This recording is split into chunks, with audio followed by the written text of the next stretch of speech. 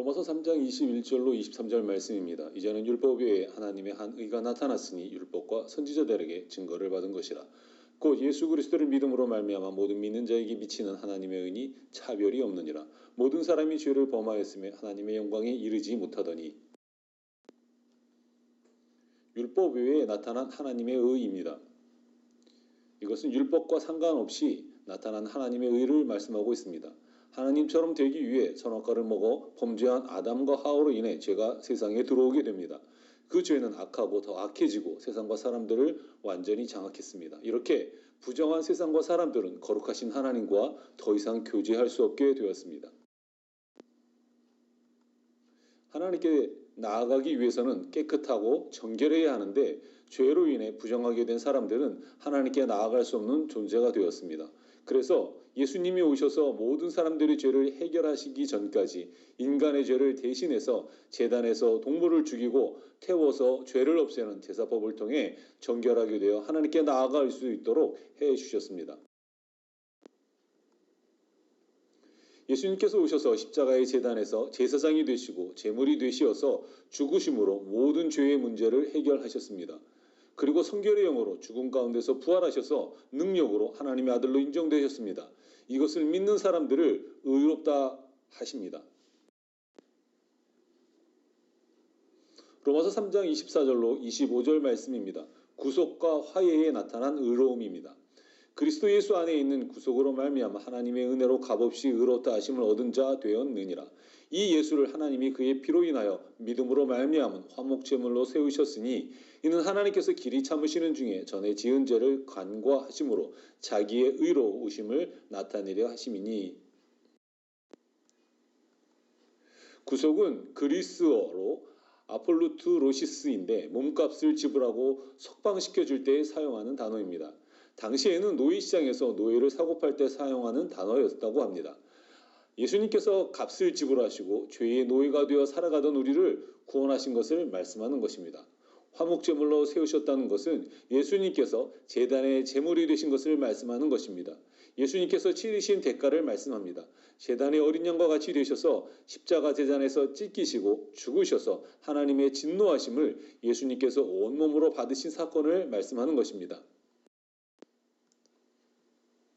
이러한 예수님의 죽으심은 믿음이 사람들에게 주는 큰 의미가 있습니다. 그것은 하나님께서 나를 어떻게 여기시는가입니다. 나를 얼마나 가치 있게 생각하시느냐입니다. 예수님을 고난과 십자가에서 죽게 하시고 나를 구원하실 만큼 나를 사랑하신다는 것입니다. 그렇게 나를 소중하게 생각하시며 가치 있게 여기신다는 것입니다. 사람들이 나를 어떻게 평가하든 상관치 않습니다. 하나님께서 보시는 나의 가치는 예수 그리스도의 생명과 바꿀 만큼 소중한 존재로 여기신다는 것입니다.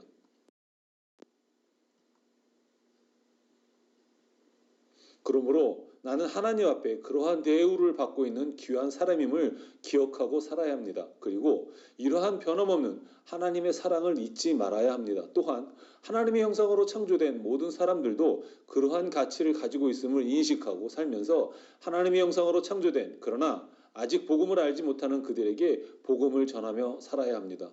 그들로 하여금 그들 자신이 하나님 앞에서 얼마나 소중한 존재인지를 알게 해야 합니다. 로마서 3장 26절 말씀입니다. 예수 믿는 자를 의롭다 하시는 의로우신 하나님에 관한 것입니다.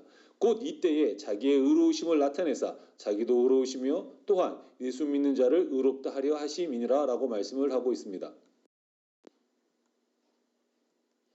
예수님을 믿은 후에도 우리는 실수와 잘못을 하며 살아갑니다. 그러면 하나님께서 의롭다고 하신 것이 취소가 되나요?